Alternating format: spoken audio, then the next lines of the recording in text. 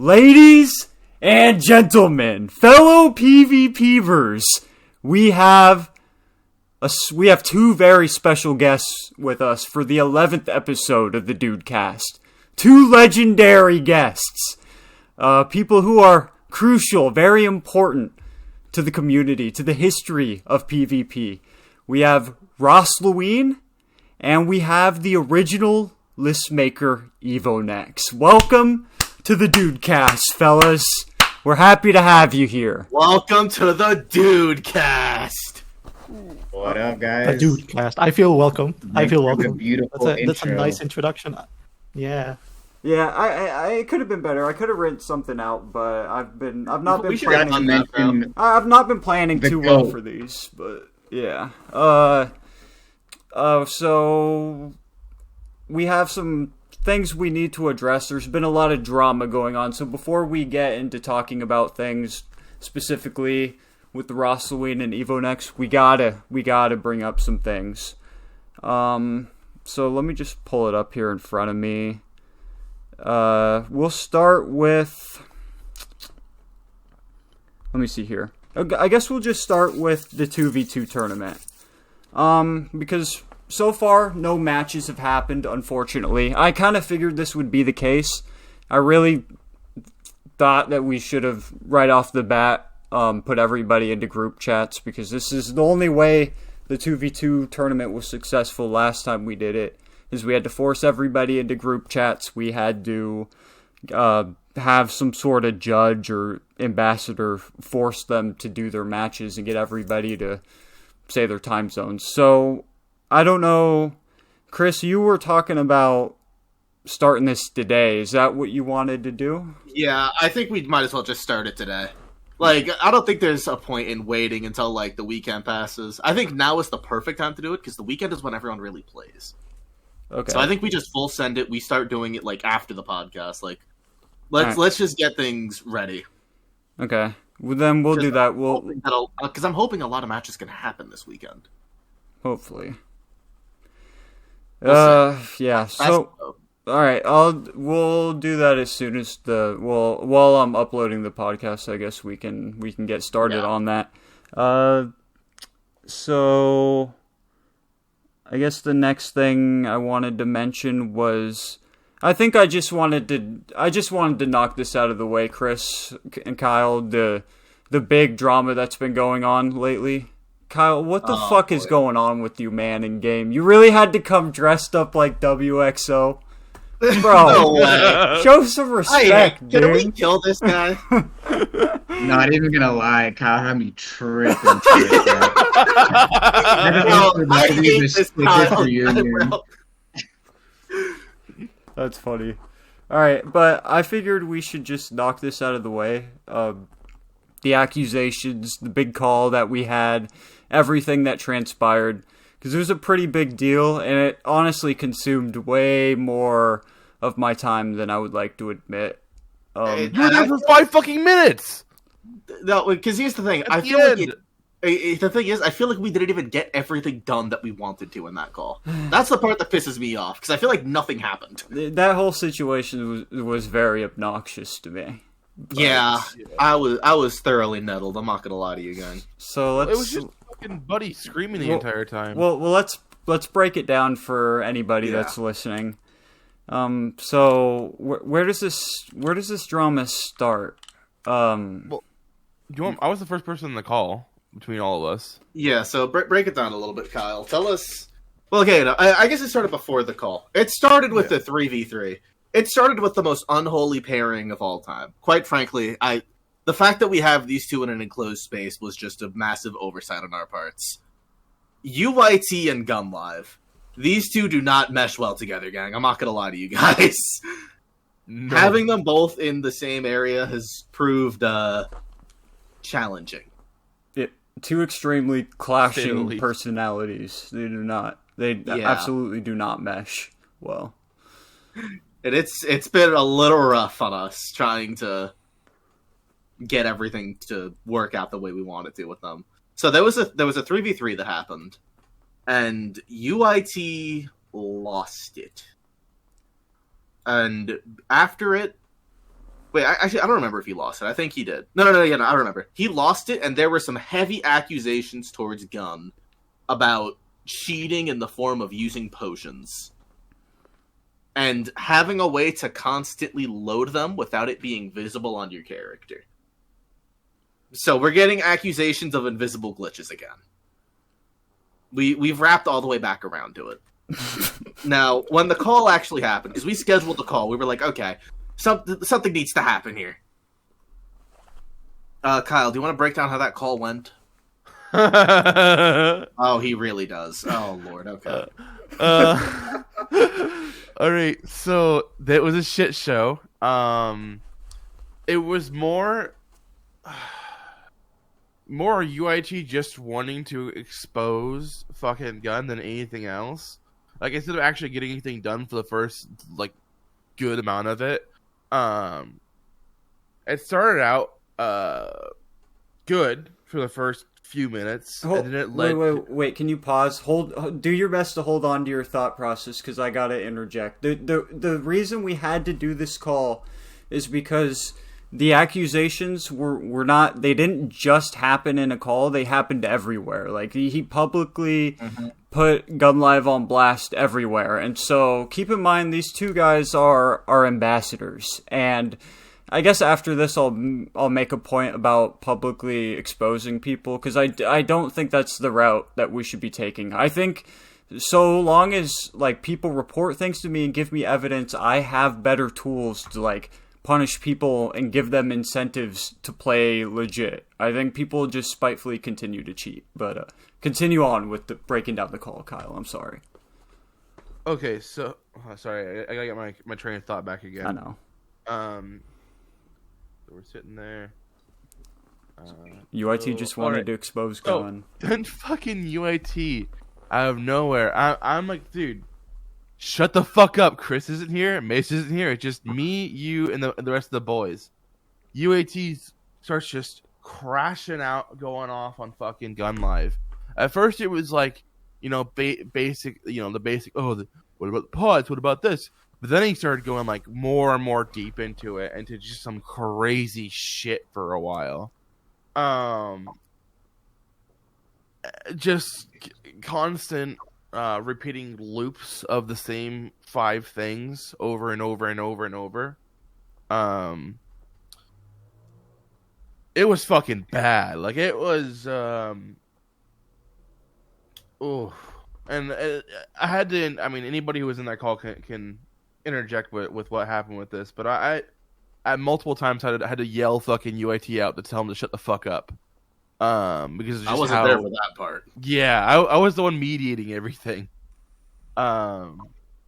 This call happened at the worst time it could have, because Mace was asleep and I was eating. So neither of us were here to try and keep the peace. So I have no idea what happened in the hour before I joined, but I did record a lot of it. I have to send it to you. Is there any important things that happened while I was... Because I... No. Okay. None of the good stuff happened until after, when Chris got pissed off. No. Things definitely started because UIT came at Gun with a lot of accusations and a lot of like potential proof. Okay, so when I woke up and I hopped into the call, the accusations were not only the potions, but also Gun Live using some sort of auto-target hack. And for what it's worth, like, both of these things are confirmed. Not only was Gun Live using some sort of... So let's break down some of that real quick, because... So here's what happened. When it comes to Gun's alleged auto-clicker, right? So for context, what Gun told us he had, or like what he was accused of and what he like tried to confirm for us, he set something up, an auto hotkey that let him track colors on his screen, so he could get the color code of something and just automatically target it. That's what he told us. That's not the true way. Yeah. So that's what I'm getting into next, because later on in the call, like later on in the day, actually, this is like a separate call.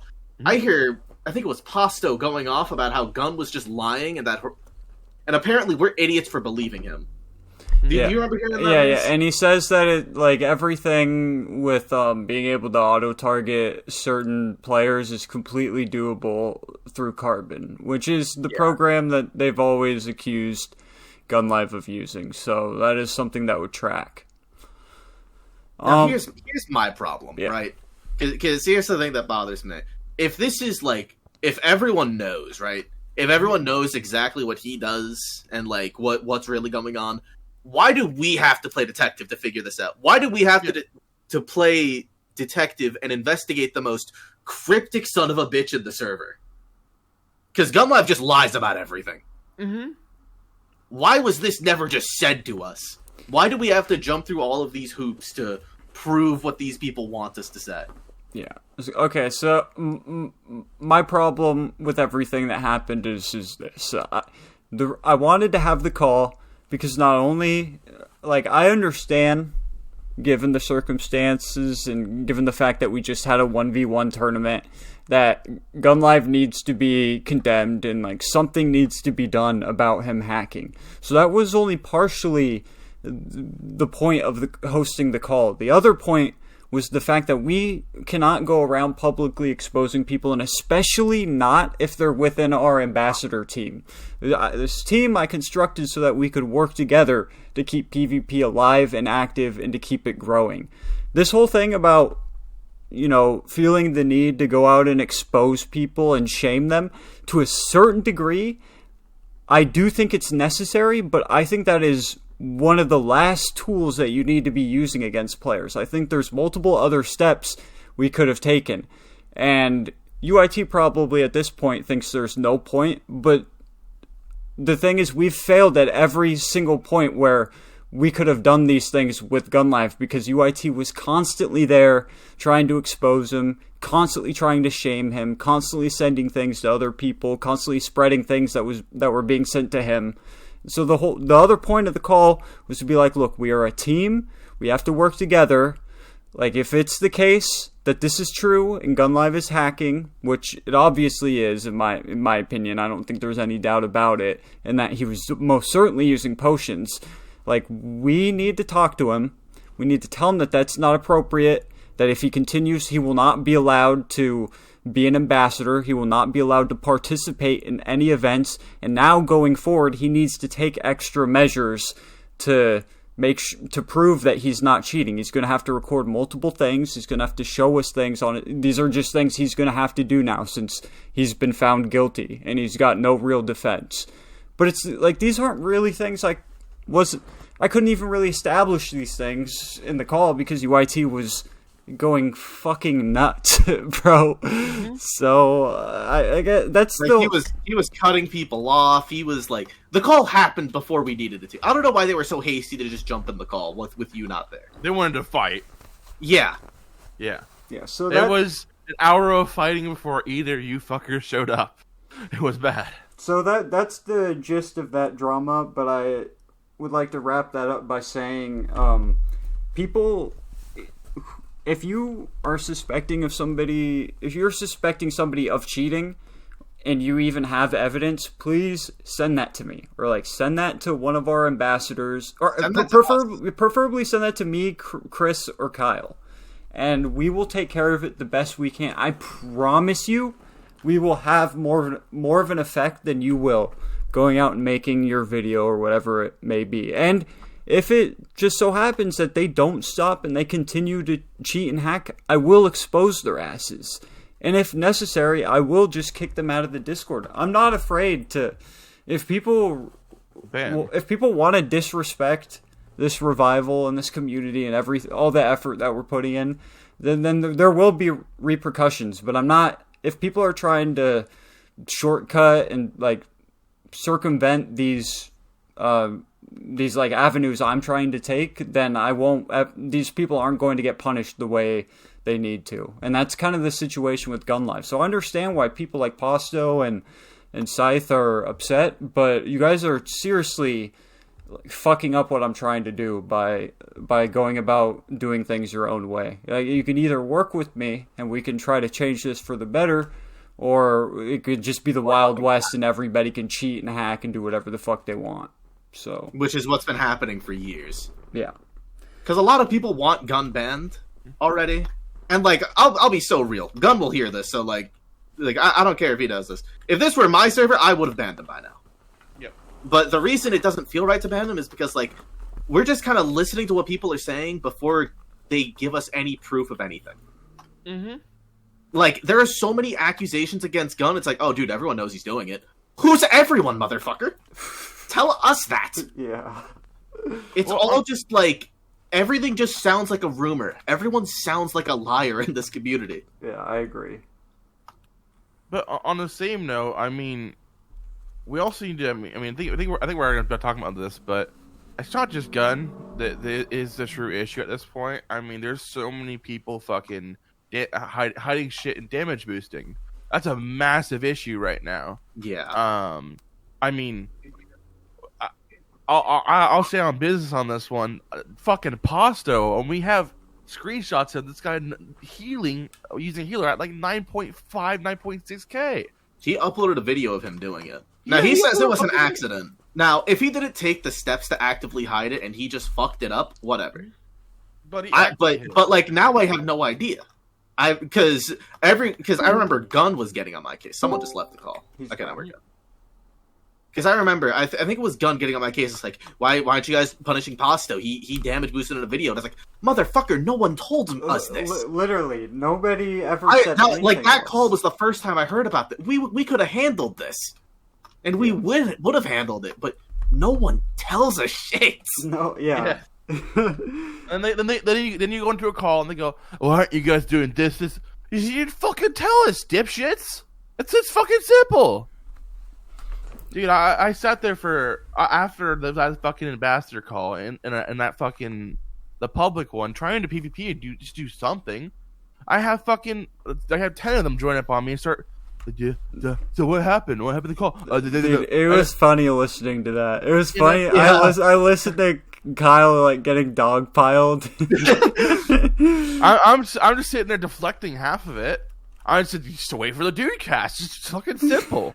But dude, no. And then actually, there's some good things that came out of that. I mean, dude, that heater ass line from Jason. I will be the Batman of 4.3.11. That's not, dude. I love Jason. He's so funny. Yeah, that was fire. That's a good line. All right.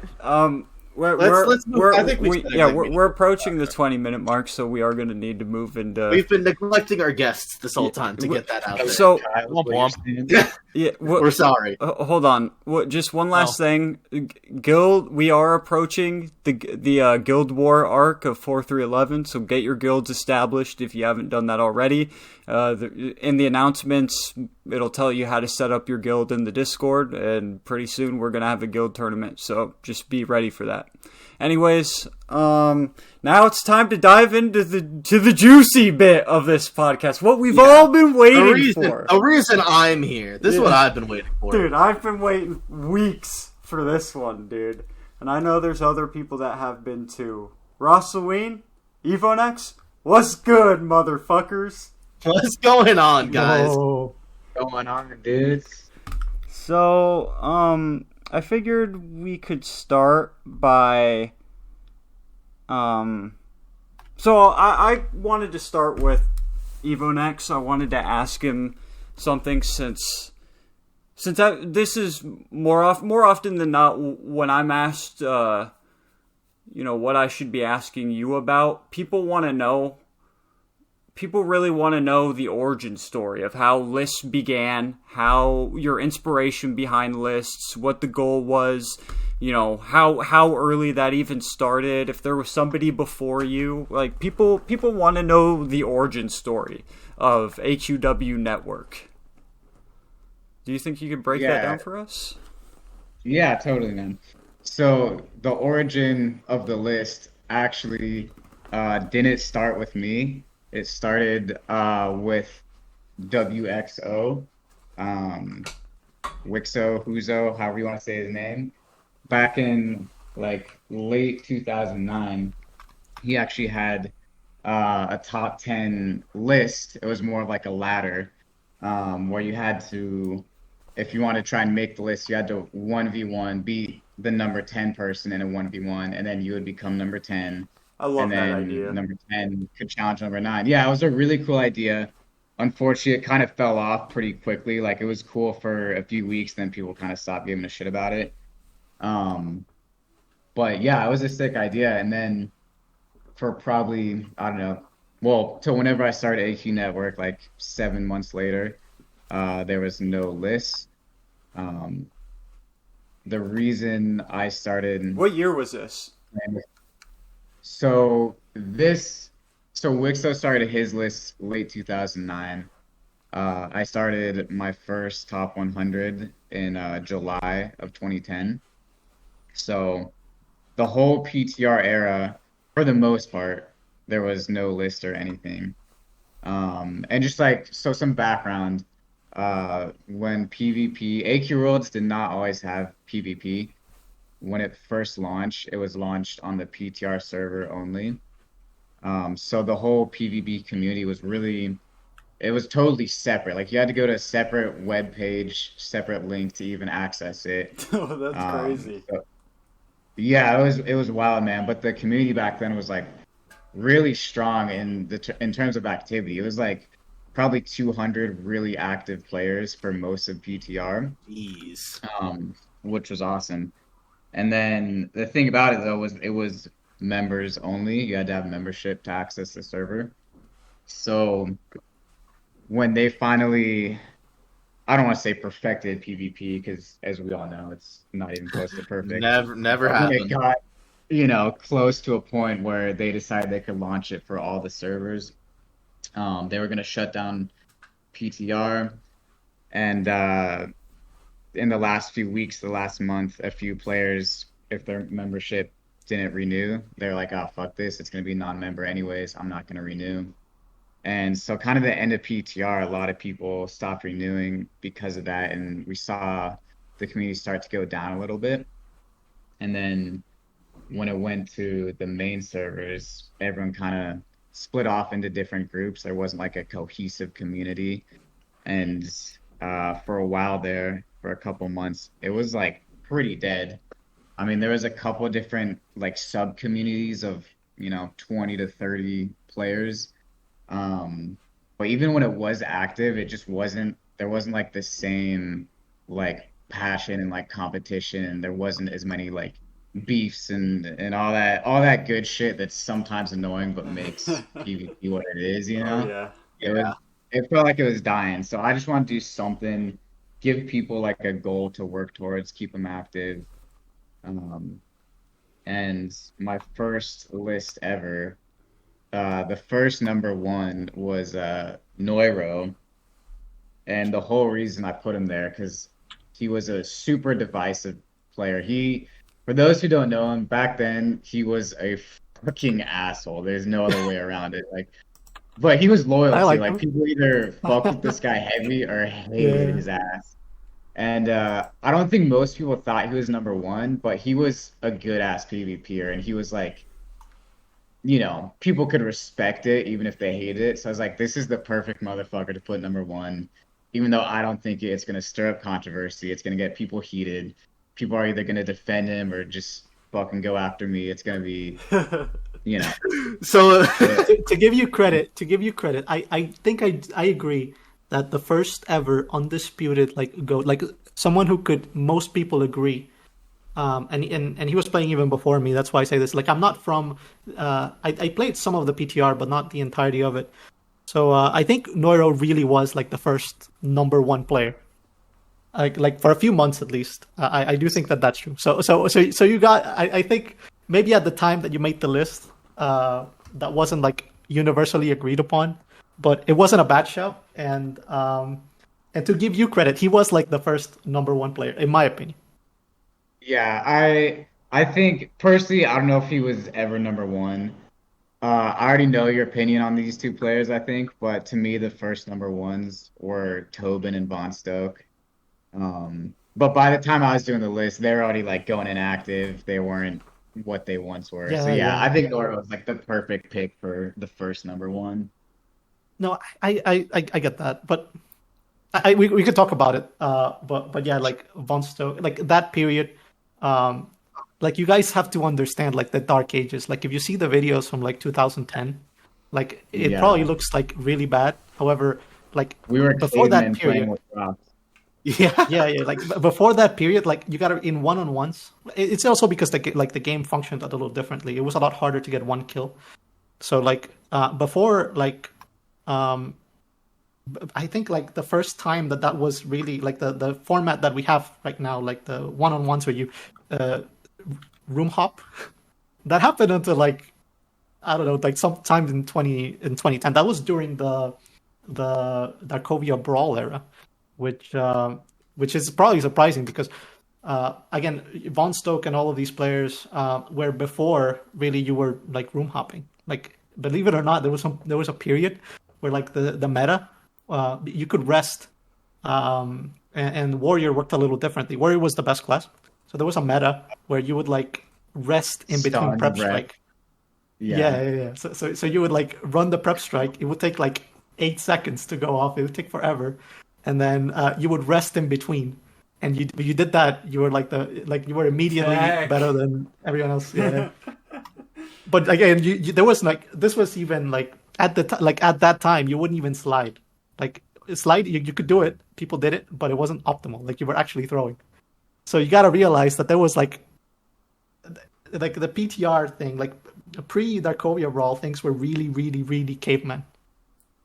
So, well then, what about your origin story, Ras Luine? When exactly did you start, and how did you get involved, and how long did it take for you to become the best? Well, the thing is, it's hard to know because it wasn't like the community wasn't the competitive in the same way that it was now. But like the way I started, it was like in the middle of PTR, and I don't exactly know when. I remember I was in Canada, but yeah, I started playing. At the time, the best class was Warrior, and I remember the first time I really got my ass beat. It was against like this player called Sao Jun or something like that. And what I saw was that she was doing different things than everyone else, and she was like time and time again I was getting bodied. So I didn't have the right enhancements. Right, I didn't know luck was OP at the time. Instead of having enhancements, you would like allocate your stat points. So the meta was just put everything into luck. That hasn't changed, right? But yeah, you would have to allocate everything into luck and then prep strike to win. But That's so but yeah, I didn't know that. Yeah, It's so weird it's to think weird. that enhances were just like not a thing yet. Yeah, So it was yeah. all stat points, and they just all figured out luck was the best. Dude, it Yeah, was pretty I can sick. talk about- Honestly, at first, luck was really underpowered. It took a while, and then they kind of overcorrected it, and it became the best fucking Dude, stat. you know? dude, that should have scaled out of control now, man. Yeah. It's Yeah, bad. yeah. The That and original meta intelligence was is to kinda go crazy. all dodge and all haste. Yes. Ross, so how long did it take for you to become the best then? Because, you were one of the... You would consider yourself... Or maybe you wouldn't consider yourself one of the greatest, but how long were you immediately good, or did you immediately No. catch on to the idea that Warrior was the best and you just abused that, or how did you Oh no, come up I didn't go? know I was losing at first.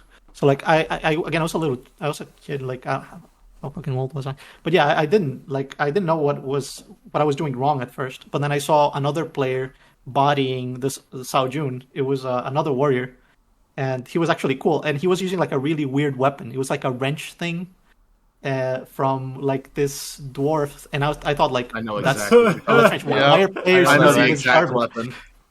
And like at the time, it was just one of the most unstable weapons. So like I spoke with the guy, and he kind of took me under his wing, right? And he showed me like, hey, like no, this is how you play. Like the you put everything into luck, you get the most unstable weapon, and you try to get the biggest crit, and then you rest in between. And like I legit had like 10 1v1s with him that day, and then I saw like I'm not sure if he was friends with Damasa or something, but then Damasa came in, and yeah, no, we just kept playing.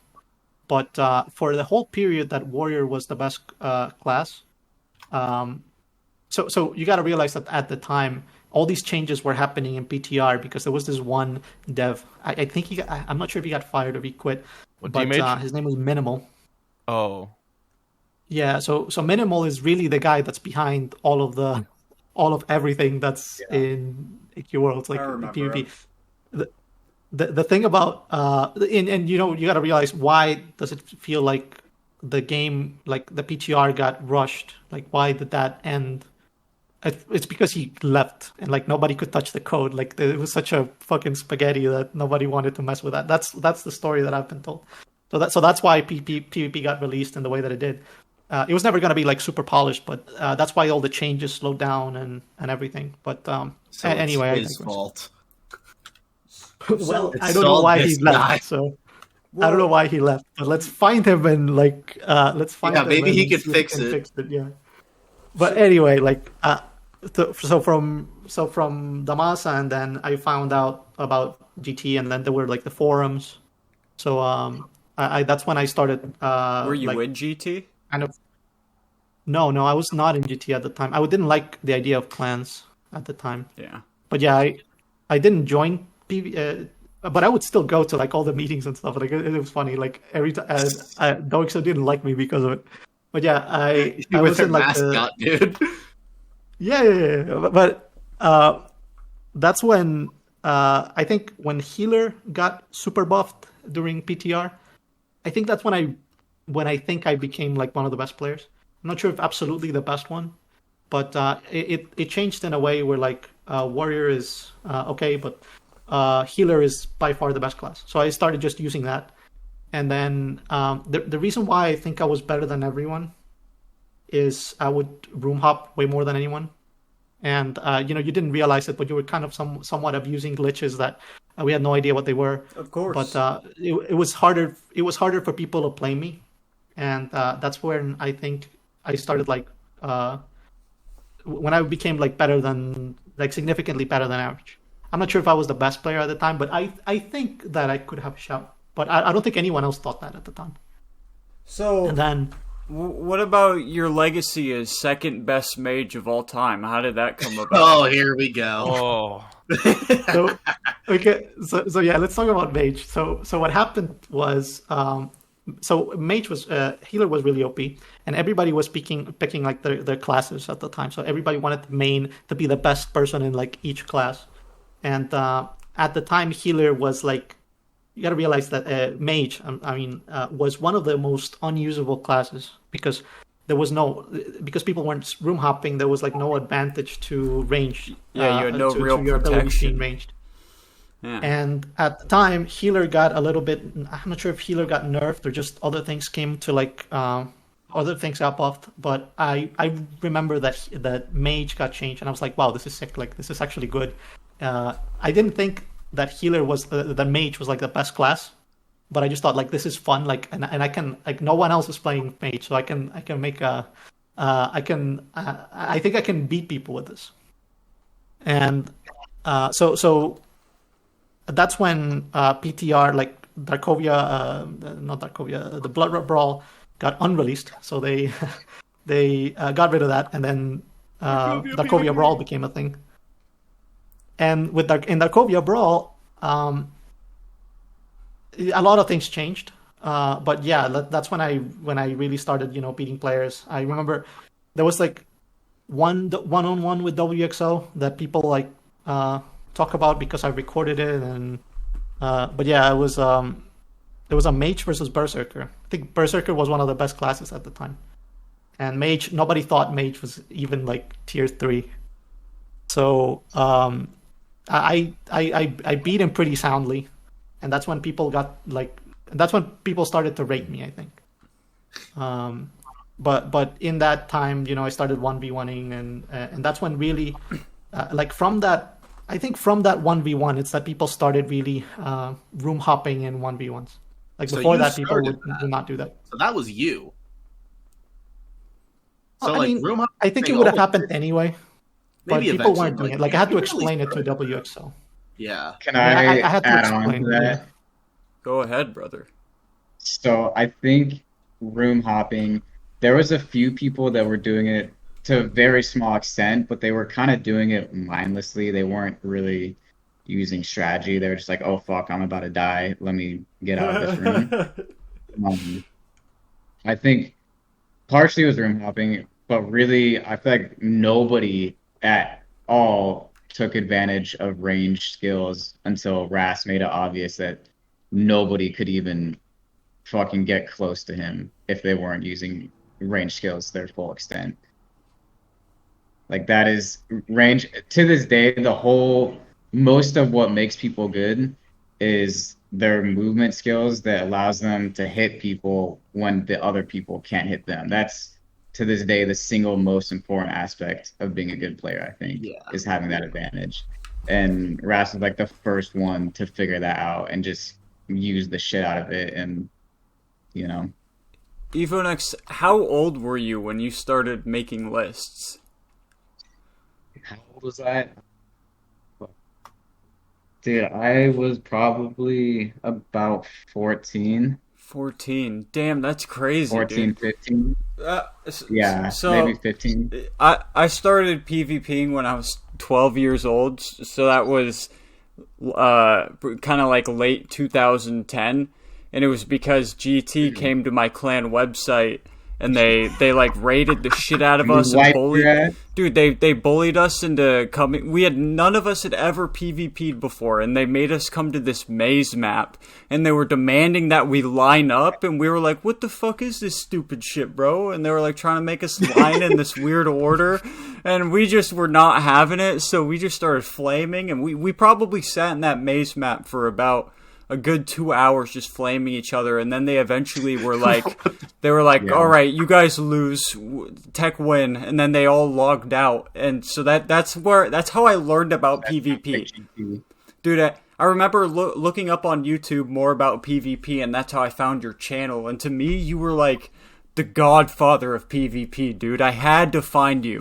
I remember my first couple of months PvPing, I couldn't find you, dude. I was like, I found people to PvP with, but I couldn't find you.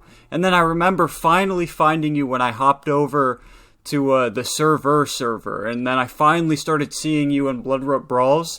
And I remember January of 2011 was when I made it on my first list. It was a special top 150 version. I was so hype. It was one of the best days of my life, dude. God, it was such a good feeling. But we gotta talk about the beginning though, when like what because I remember like I was pretty against the whole concept of lists. I actually like even Ras was a hater. Oh yeah, like I was like, don't fucking put me in these things. Like I don't want the You don't want the smoke. No. And you got like back then we were like goblins, right? So it's not like we weren't nicely putting it together. And like these are some of like some of the top players, like, and they were like we were like really heavy criticizing the lists. Like we didn't get it. Like we weren't like we weren't day ones. So how did you feel like when you got that, and how did you keep going? Like, did you think that you were doing something? Because I didn't think that you're like hearing out like how you started the lists. It seems like a lot more noble than I thought at first. I thought it was just like something for like my point of view at the time was a lot different. So how'd you keep going despite all this like criticism from like the top players? So my first, I'll say like 5-6 months, I was really fucking bad at making lists. Some would argue I never got good, but at least in the first 6 months, I was really, I didn't turn my bias filter off, you know? I was super favored towards GT and towards like that first generation of players and, you know, people that I was closer to. And I think part of it, I've always been able to I don't say brush off criticism, but not take it personal most of the time. So I don't think it ever affected me too much. I never really like thought about stopping, at least not that early on. But I think so one of my biggest fuck ups was probably late 2010. I was super low on a player, the blonde rogue TBR, which I'm sure most people probably know. Mm-hmm. And I never played history with TBR. We could talk about it. Yeah, go on. I never played with her/him too much, you know, just like a little bit. And when I saw him, I was like, yeah, it's okay, you know. And then I forget the exact situation now. I think it was a 2v2, and he fucking just dusted my ass, and that kind of opened my eyes. Like, oh shit, okay, maybe GT doesn't have all the best players, you know. And I started kind of trying to get to know other guilds on a more like personal level, and you know, other groups. And I kind of took a step. That's also sort of the reason I started using the EVONEX account more, is because that was never like my personal account. It was always the AQWnetwork account. So when I was on that, it kind of felt like stepping away from like the friendships on the game that I had and looking at things through a more objective lens, you know? Yeah, it must have been hard. Like as a 15-year-old, like how do you get rid of all your bias? Because I don't think I would have ever. I thought you were a grown ass man. Like, I don't think I ever knew more than. Yeah. Yeah, because being a kid that's hard. It's hard to take criticism as a kid, bro. It's hard. Yeah. You're like a It is hard to kid. take criticism on a list. It is hard to like get rid of your biases. I fucked that up a lot, and I was like anonymous the whole time when I was doing it. So it's tough, and I think after, you know, like I said, after the first like 5 months or so, I did most of the time. I think I did a pretty good job of eliminating like my conscious biases, but no one's ever going to be able to eliminate all their unconscious biases of like EU players playing with EU players. So obviously they're going to think EU is better than US players will think. You know what I'm saying? And like just like if you're playing the game, sometimes you just play with people more, so you have like a way better opinion of them just because you know how good they are. Exactly. So if you're like trying to rate someone you don't play with that much, you know, how could you ever get an accurate rating of how good they are? Because you just don't know. Yeah, except for the rare occasions where you see someone and they are just like so fucking far ahead of you. They're like, okay, this dude has it. You know? There have been very few players where I've just looked at them and like, oh, they're just like a god. Yeah, they come around every now and then, but pretty infrequently.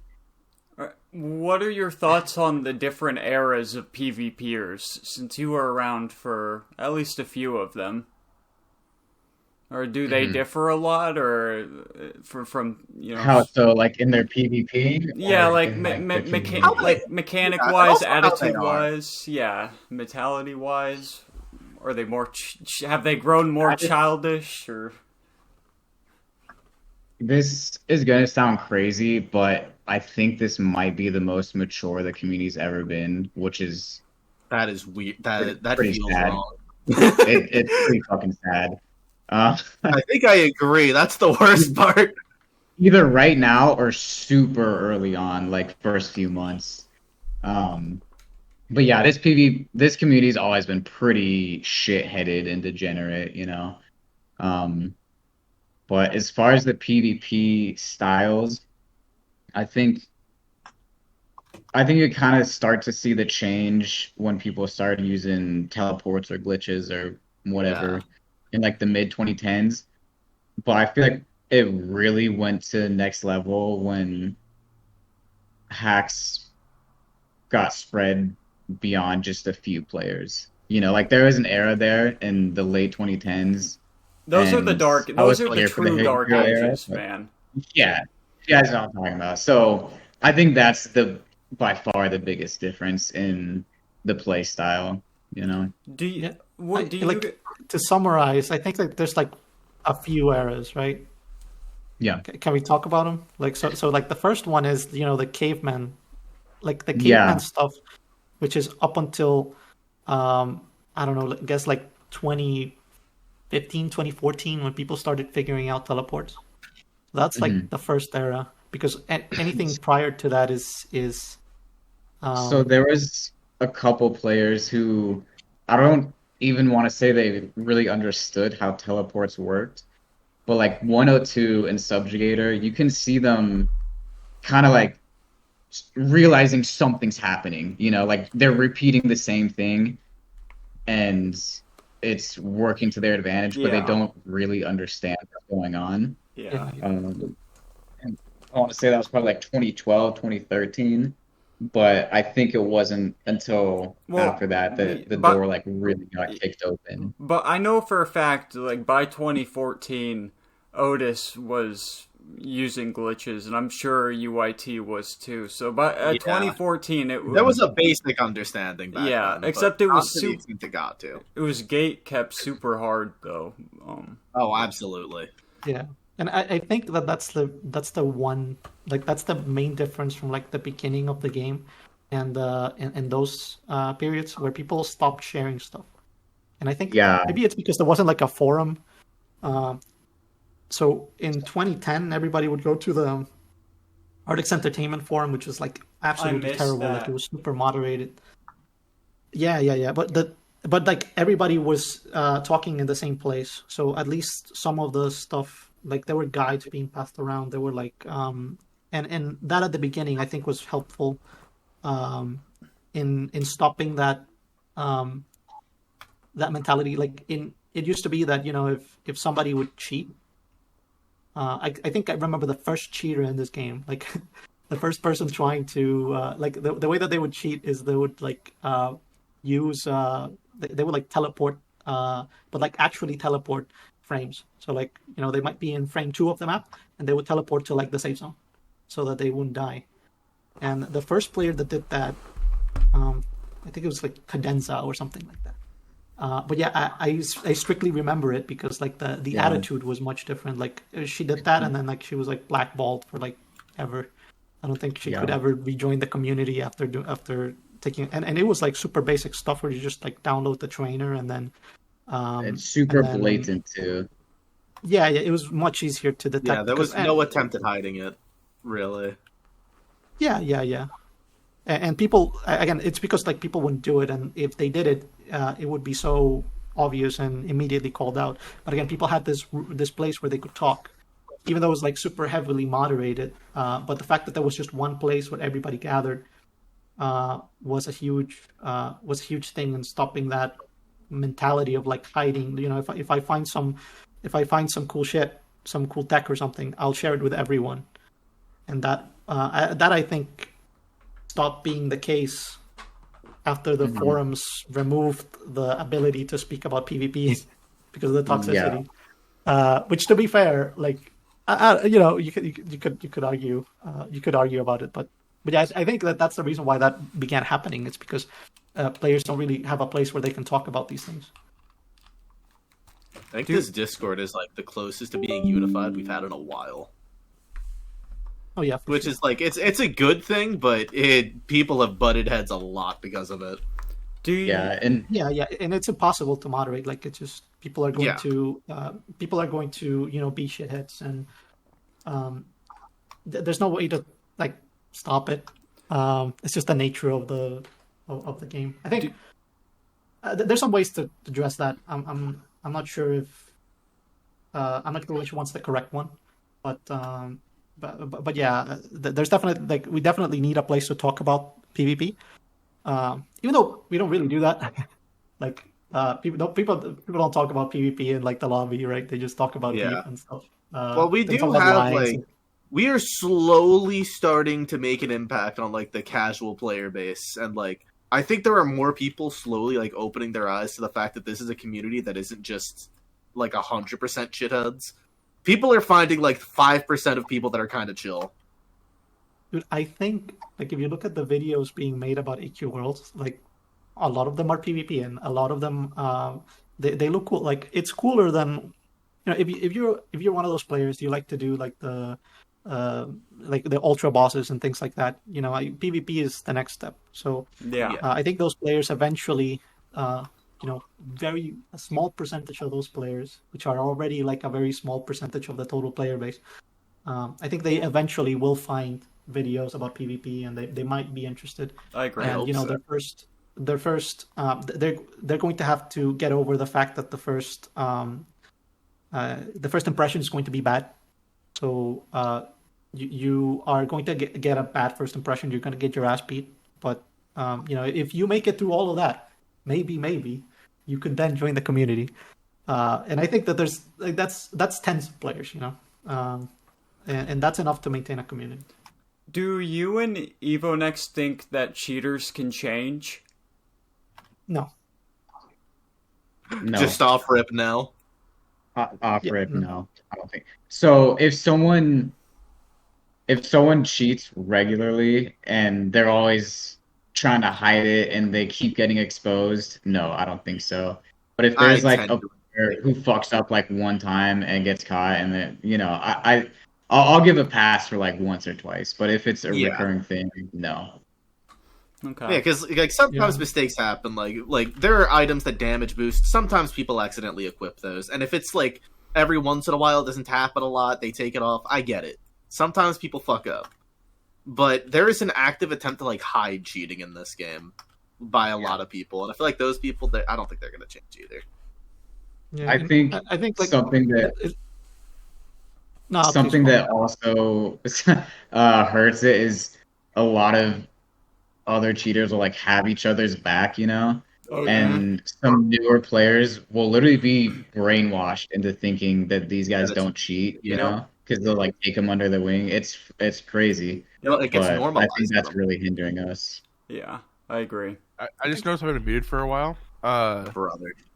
I was gonna say though, dude, when talking about damage boosts without knowing it, dude, I had a set with the fucking the dragon navels that came out a while back, which all have plus 15 to all players.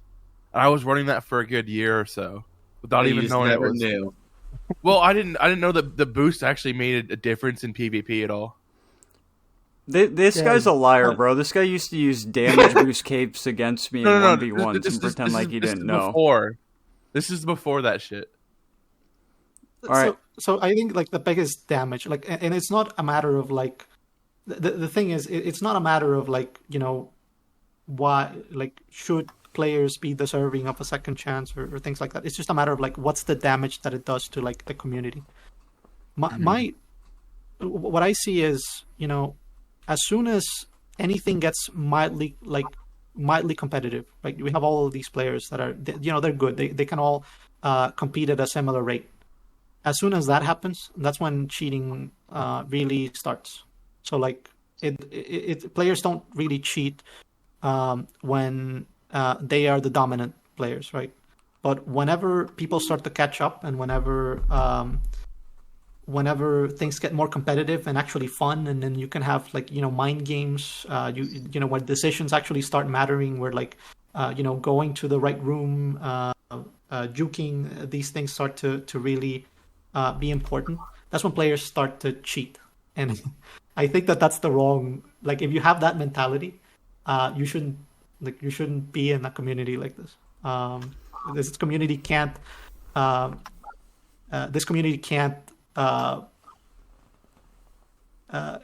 thrive with people with that mentality. And as long as we have people with that mentality playing, they ruin it for everyone else. Even if it's like, you know, let's say the community is 50 players, even if it's 20% of the population, because, you know,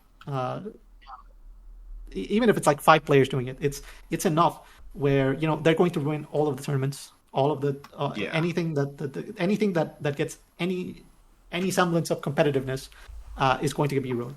And I don't think that has a fix. I think that's just something that we'll always have to contend with. And maybe the fix is just to, you know, be really curated. I think the most fun I've had with PvP post like 20, like a brief period where I played, we had a group of like 20 players, and we would just play with each other, and that was really, really fun. That was the most fun I've had with playing this game. So maybe that's what we should go towards. Like, I don't think that the game just can get competitive, because as soon as it does, everybody starts cheating. With the current players, at least, that really like to play, it just feels like there's enough cheaters that, you know, you can't have fun. I think the only way we could ever like truly stop cheating is for it to be more moderated on AE's end, because like they have the power to like ban players, but like, when will that ever happen? You know? Dude, seriously. if we could ever communicate with them enough to the point where they would be willing to like listen to us, where we're like, hey, this player is cheating in your game. Here's all of the proof we have. We something needs to happen because they are actively ruining the game for a lot of players.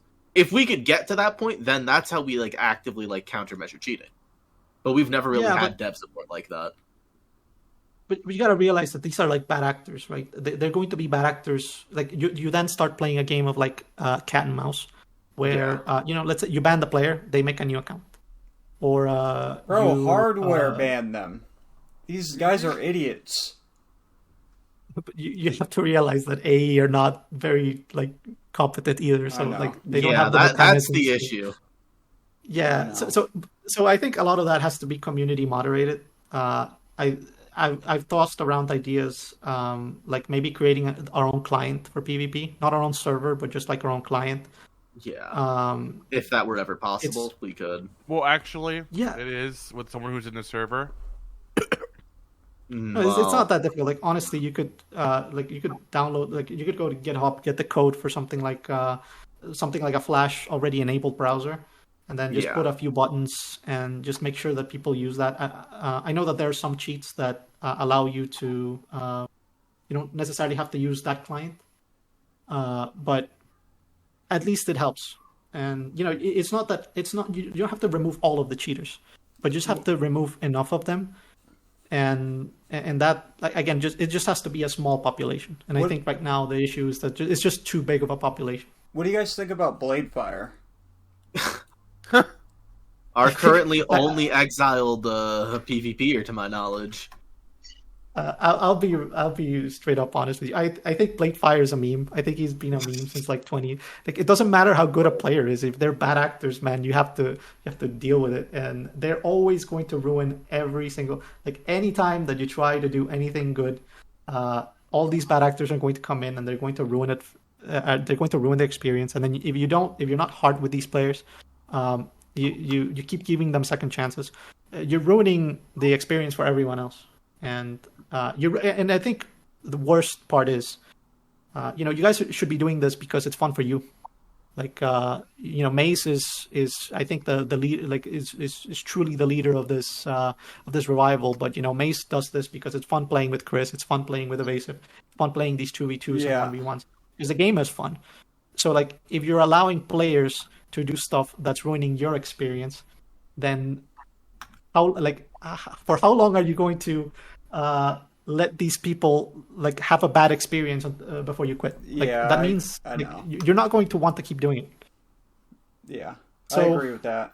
So I'm pretty harsh on cheating because of that. I think that as it's less of a personal thing. If you do these things, I don't. I think you're just kind of shithead. You don't deserve to die because of it. You don't deserve to. It's not like you don't that. deserve bad things to happen to you, right? But you're ruining the experience for everyone else, and thus you deserve to get kicked, and you deserve to get permanently kicked, not I hear you 1 week and then you're fine. No, like you did this knowingly, and you're an adult. You're an adult. You need to just leave. Yeah, I think the fact that everyone's an adult now is like, we can't really give people the benefit of the doubt like that. They're not just stupid kids anymore. Yeah. Bladefire did not accidentally put all enhancements on his amulet and stall a 3v3 for an hour because of that. Yeah. Oh. Well, I mean, Ross, I know honestly, you remember that. I've spoken with some of these people, man, and I guess there's a reason why we thought it was plausible. Because, if you have a conversation with, I can talk about Gun, I guess, because also that happens. But like, if you have a conversation with Gun, you understand immediately that this is not like, of course he's like a bad actor, right? But you know that something in his head is missing. Like, something is not there that should be. Like, his brain doesn't work correctly. Yeah. Oh, I can't wait for him to watch that. EVONEX, what do you think about people like Bladefire, or Bladefire specifically? I mean, y'all know what I think. Same thing as Ross said. They gotta go, and it sucks because Blade in particular. I've had conversations where I'm like, he's a cool guy. This dude can be cool. He can be chill as fuck, and then he goes and ruins it for a dozen people for a whole fucking night, you know, yeah. over and over and over. Yep. Yeah, That's why he's exiled. Yeah. Did he Currently the only one, but I have a feeling he won't be the last. Did either of you see my crash out on Halloween? Yeah. I gotta. I We've think it been was talking a lot justified. about. We've been talking a lot about like how you know, about bad actors and stuff. But who do we think are like good actors? Like who's really doing like a really great job at like being cool and like promoting PvP and actually being good at PvP? Because I think UIT, Ryan. like I know that. So UIT my is- mind immediately went to UIT, and then I thought about it a little more, and He's off and on. UIT has been very aggressive recently. Let's put it like that. Yeah, because he has been promoting PvP, but he's handling a lot of things in the server in his own way instead of like coming to me and working things out with me and getting me involved in But the on process. the other hand, real so this is something that happened today. Two classes, Defender and Paladin, they've always been staples of this community. They were bugged for a while, and they just today got fixed because of UIT. Like, solely because he had, like, got into contact with someone at AE. And it's like, that's definitely something to note, because I don't think anyone else could really do that. Like, that's in the design notes today. Like, that just got changed. So he's definitely a good actor in that sense, but he's definitely handled a few situations doing his own thing to a not desirable extent. Yeah. I get that. No one's perfect, right? But Yeah. what I'm getting at is like, what is the formula for like a good positive player that like does overall like a ton of good? I can answer that, man. It's somebody who's active. It's somebody who helps new people. It's somebody who doesn't shit on somebody for being bad. It's somebody who doesn't troll all the time. It's somebody who knows how to have fun when they're losing. It's somebody who can joke around in comms. Like, there's a bunch of qualities that make somebody good for the community, and I'd say that 99% of these people don't have it. You want to know what it really boils down to? It boils down to communication skills, I think. If you have good communication skills, you're like pretty well off in this community and you can do pretty good for it. Problem is, this community was raised on the backs of people on the internet with issues that they have yet to discover about themselves. So, like, how many people have good communication skills in this community? That's interesting. I saw like one. You guys were doing like random 2v2s. Yeah, And I saw, that like, tournament a has forum recently thread or started.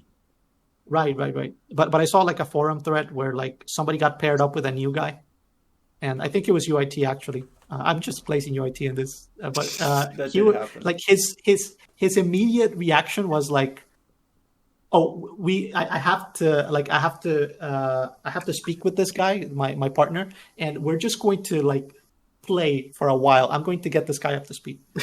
It was And not I his think that immediate is so reaction. I can fucking tell you cool. that right now. Because he was in call when we drafted that team. His immediate reaction was absolute dread. And it was like the funniest thing of all time. But he came around to it pretty fast. Even better, I like think I was you- alt. Yeah, that guy's definitely an alt too. But you're right. He did come around to like deciding. He was like, I need to train this guy. I got to play with him. I got to figure out how to win with this guy. Yeah. So yeah, Well, that's yeah, the I think that's really positive. Like I really like seeing that. I think like if there's a lot of people doing that, I think that a lot of that's what's going to keep a lot of people playing. Even like returning players and stuff. I'm thinking like from the point of view, you know, if I were that guy, I would love to have UIT as a partner, because then, you know, that's, you know, if I'm joining a community, it's because I want to play it, I want to try it out, and if I can get, you know, one of the like a player to really that really wants to win, to show me how to win, that's cool. That, like I if I were joining this 1v1, like this tournament, I would love to be his partner. I think that would put me up to speed really quickly. Whereas I think if I'm with someone else, that's not going to be the case. I really wanted a new player to get paired with Essential just to see what would happen. he's Because pretty Essential unhappy. like the Essential Moro, is right? Level 1. Men, I have him blocked. You guys know he like. You have an Essential blocked? Like, yeah. So I don't know why. Like I went to Aldair's stream, and I have a friend, and she was doing something. So I'm like, hey, like they're doing this thing. So if you guys want to do it, it's like free APs. Oh, I remember And the dude this. just fucking flamed remember me. Yeah, and the dude just fucking flamed me, and like I don't know, like I don't even know this guy. Like that's the worst thing. Yeah, there was a real problem with him during Hero. He was like, every day he was like on my ass. I never even said anything to him. It was so weird, man. It seemed like he was obsessed. Dude, Essential's the modern day DPS.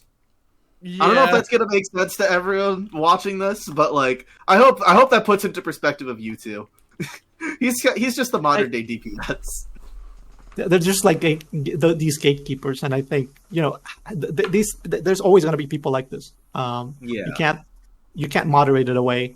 It's just a type of community that PvP, like this sort of niche thing is always going to be like this to some extent. Before Essential there was Neuro, right, and before Essential there were like a million players, but at the very beginning we had Neuro. Essential isn't that bad though. I think he no. He's probably a good-hearted dude. And, he's a misunderstood soul, dude.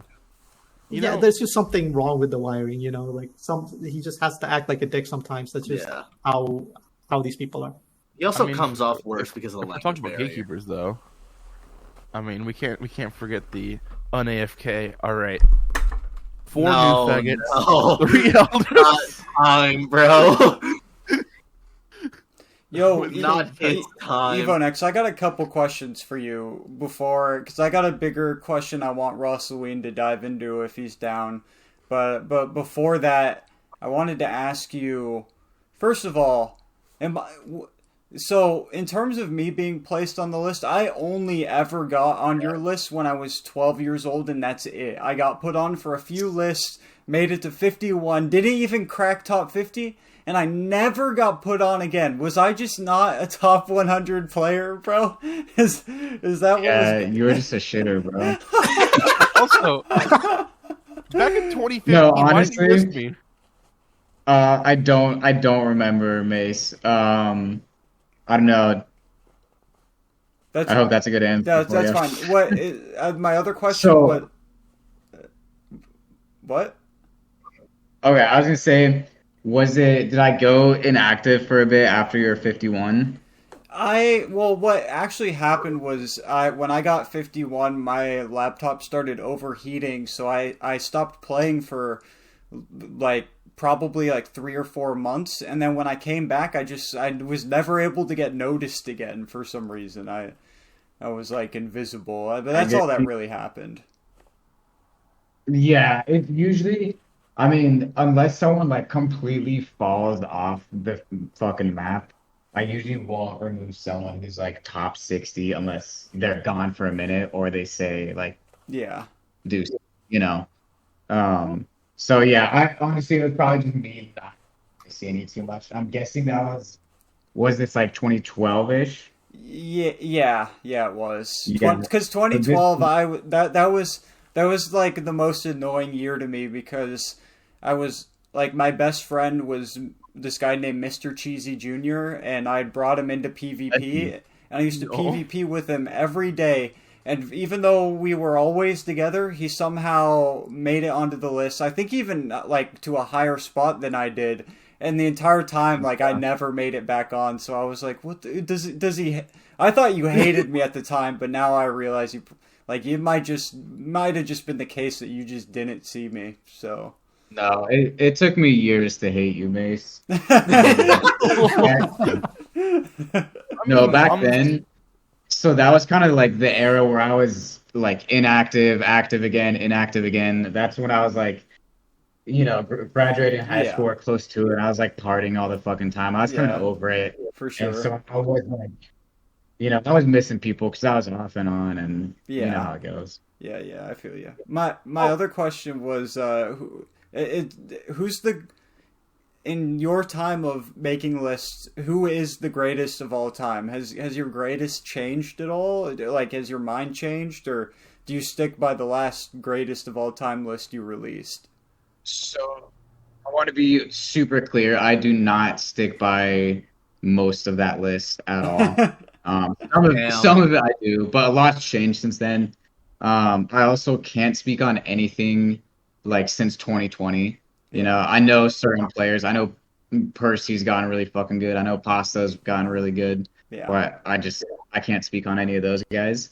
To me, it's hard for me to say who would be my number one, but I could narrow it down to 3 players: Ras Luine, Otis, and C Crew. Damn. That's a solid top. I like that, dude. I didn't even think you were going to say that, but... I low-key... I think Z-Crew has a fair argument for being number one. Yeah. Here's his name too for it, but he genuinely... I know he kind of gets shit on for being like mini Otis, and he just kind of ripped Otis' style. Than Otis. He might be better. I think he is. Yeah, I think so too. I have a question though. I was tasked with making a list, and I totally I didn't want to do it, but honestly, I had Secret really high up. Like considering how good he was from the time that he started playing up until now. Like I think he's been like the most consistently top 1 players, and it's funny because for me it's like I have like Otis and Koval like right next to each other. I think I put Koval ahead of him simply like for contributions of like outside of PvP. Yeah. For like contributions outside of PvP, but I think C Crew is like if he's not my top 2, he's my top 3. All right. Yeah. I got a big question here. Ooh. What's up, Kyle? I was trying to say this back when Mace was asking about not being listed. Doug, you saw me. I'm on your channel from the time, but during the Cleric Shine era, you made like 5 lists and didn't list me once. During the what era? The Cleric Shine, 2015. Oh god, dude, I really remember. So honestly, the only time I remember listing you is all the way back when you were on Cursed You. And I think that's another case. There's a few players that I know were active, and I just never fucking saw PvP really. And I know I would talk to you, and I'd occasionally see you, but I just had no idea how to rate you. I think Zephite is another player who is super active, but for whatever reason, I just never played with him. I may have listed him like once or twice or something, but not to the extent that it should have been. And, you know, there's just a few players that I just didn't see much, honestly. But I do think, it's funny that you're on this. What? You're just one man. I'm just one man, you know? Yeah. I mean, you play every time. For me, I didn't really feel too hard about it because, like, dog, you didn't list me when I was around for most of 2013. So I was like nobody back then. Going into 2020 to 2014, I still pretty much nothing. Well, you weren't there for that shit. That's the Chris era when he put me in the 90s, and I hated him for fucking years. That fucking do it again. Oh, dude, I don't even remember listing you. That's the funny part. Like, Gunn was talking to me, said I put it like 98. I was like, tough shit, dude. I don't know what to tell you. Hey, dude, 99 and 98 was reserved for me, dude. Those were my spots. My first list ever. I mean, I'd been playing for 2 years at this point, but in 2014, my first list ever is on Chris's list at 98. My second list ever was at 52 on a Bladefire alt because Blade gave me an account and said, "Hey, if you start using an alt and just play on it, people will fucking look at you better than some whatever." And that's actually true. That is actually 100% true. I legitimately. I mean, this is before the Rolo 1v1 happened. After the Rolo 1v1, I hit 30s. Sometimes that's just how it works, bro. Like sometimes you just need to. Yeah. You need to make a statement. And how long does it really take to get good at this game? Like 1 or 2 weeks? Dude, I'm still playing for like. It really depends on who you play with. Mm-hmm. It entirely depends on who you play with. I stand by that. And who you are as a person. If you take it seriously, if you play entirely on your own, you're not going to get good that fast. Yep. I skyrocketed through the list because I played with diversion. See, you say all this, but Finto exists. Who the fuck is that? Nobody knows who that is, dude. No. You don't know who that is. Did you just say to me? You don't know who that is, but anybody who's around from 2016 on can tell you who Finto was. this guy might be the worst PvPer of all time. And I mean, like, he had chances to get better, but he was so fucking brain dead. Well, you have And to I think try to he get made 90 better. on my list. Dude, You it gotta was... try too. Like if you're just playing for fun, like Yeah, No, like if you're not making an it's act work. to get better, you're not gonna get better. He would get angry and, Yeah, and yeah. act like he was and like he get super pissed, right? But he never got better. He was always like he was a hard stuck like honestly a true 98. It was it was something beautiful. All right. I think he But- made but- one of my lists at like 99 or 100. Did Wait, Shout one more out to question, Evo. real quick. yeah. Evo, did I get listed higher because of diversion? Was that one of those spots where I No, word? no, and I think it's really funny because like for a while there was a time right before I quit in 20 whatever 13. The last few like weeks, people were accusing me of overrating diversion. But for the longest time, I was sleeping on UIT and DKD. Like I had them 30s when they should have been top 10. I had them top I've heard 15 when they UIT should have been talk top about this a 3. lot. Yeah, there's a few things I look back on where I'm like, damn, I fucking missed that. I did end up putting them, I think both top 5, but I was really slow on it. Like they were top 5 probably a couple months before I put them there. Yeah. Um, I've So, always stood but- by DKD being like the best player I've ever played with. DKD? I Yeah, fully I think believe. that's fair. He's fucking really good. He's probably in my top 5 all time. Easy. Yeah. All right. I mean, DKD's fucking coaching got me through that entire tournament. Ross Lewin, UIT wanted to ask this. He wanted to know about your experience with the hero system and hero PvP and what your involvement was, how things ended, just your general feel about all of that stuff. Sure. So with Hero, if you ask me like what's the single greatest contribution that Hero did to like AQW's PvP, maybe like you have to realize I have tremendous respect for everyone that's part of that was part of that project. Like I always will have. I think that they did a lot of really hard work, but the single greatest thing was getting rid of teleports, and I think the Hero was step. So like if you look at what the game needs to have in order to be better, there's step 1, there's step 2, step 3. Hero is probably like step like 10, and maybe step 10 through 20, but steps 0 through 10 hadn't been done yet. So I think we had Hero had a lot of cool shit, but the game had obvious flaws where even like all of these things could have been better used had those flaws been addressed in some way. But that's why I think ultimately it didn't work. But it was my involvement in there was like almost no involvement. I tried to get involved, but unfortunately just didn't have the time. I just made a couple videos. I tried to give a few suggestions. I tried to come up with like map, like if we were to fix PvP, like what would the map, what should the map look like? But I think even back then I didn't understand like how like exactly what the game needs to be like a good game, and I think I still don't. But I have a clearer picture of what went wrong. But I had very little involvement in Hero. I wish I had more. I'll always speak very highly of the people who were involved, especially like obviously Koval, but the community managers. I think these guys are like so slept on. Like even if you look at all of the best guilds in AQ Worlds, like if you look at GT and E1 T1, the reason why those builds were like so large and so successful for so long was because they had really good community managers.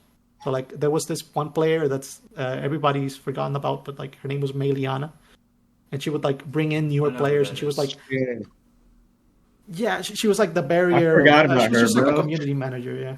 Yeah, she was just like a community manager. I spoke with her a few times, but like the impact that those people have in communities is crazy.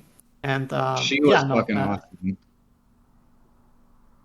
Yeah, no, she was just a great person. But like people like that always like that's something that you absolutely need to have.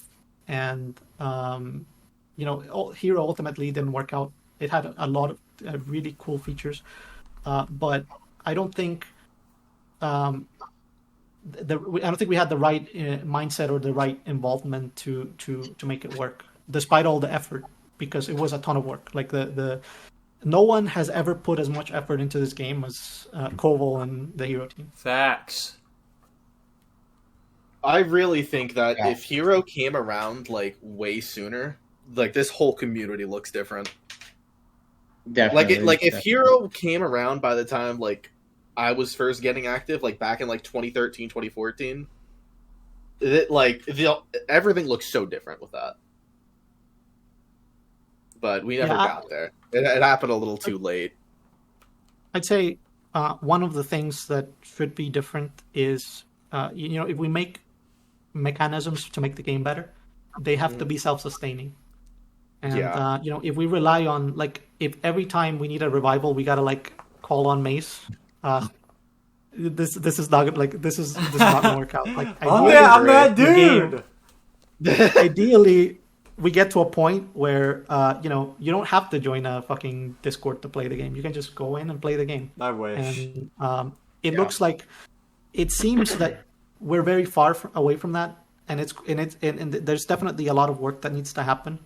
But I think that that is possible. We can get to that point, and I'll be ideally you don't speak with anyone. You can just log in, join a random, and that's the game. And maybe some people take it more seriously and they make their own communities cool. But can I join a random game?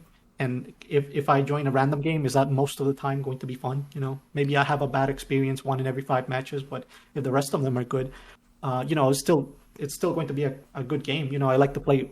You like to press buttons. It's fun. If we can get to that point, then I think we're going to have a community for a very long time. But if it's solely dependent on one person, if one person has to pay all of the server costs for the systems that we make, we have to rely on Koval to do these things. We have to rely on Mace to do these things. It's always going to be the community is always going to come and go because priorities in people's lives change. And even if we have the most dedicated person, what if a meteor hits that person? You don't have a community anymore. So that's what I'm getting at. I think that it'd be good for the community to be self-sustaining, and getting to that point is going to be challenging, but I think it's doable. I agree. I have faith. I have a ton of faith. I think you guys are doing the right thing. I hope so. And addressing you as the godfather of the PvP community right now, but have I made you proud, dude? Have I put in good work, man? I guess not. No. That's tough, dude. The silence speaks for itself. That's really Fuck, dude. fuck, bro. Is he here? That's brutal, bro. That's brutal. Alright, well, Is he here? Did something happen? Evo? Evo? Well, Ross. Anyways, forget I asked that. That's embarrassing, dude. Cut that out. No, don't cut it out. That's getting cut out for sure, dude. Alright, No, keep that in. Keep that. That has to be the cold open. Ross Luine, what are your opinions on, expanding the class pool? Do you think that's something that's necessary? Do you think you think any of our goals should be revolved around expanding the way the game is played, maybe trying higher amulets with new classes? Do you have an opinion on this? 10 billion%. I have a really strong opinions on that. I think the game will not, like, you can't have a game like this can't sustain itself if it doesn't have constant meta shifts. And I know that it's scary because everyone's pussy and nobody wants to bring in new stuff. Everybody's scared of like semi-OP and whatever. I think there has to be change. There have to be pushes to make the meta more refreshing. It's very obvious to me that this game can survive a few shitty metas because we've survived a ton of them. So like if you guys make a decision, like let's say you choose to bring in 3 new classes and the meta is worse off for it, like it's less fun. Just the fact that you made a change is a good thing. Yeah, and as I long think as that's you're fine. open, as long as you're We have open that to like option. making changes in the future of like, okay, we brought it in these classes. That was a mistake. As long as you're open to fixing that mistake and continuing to bring change, that's something that the game needs like badly.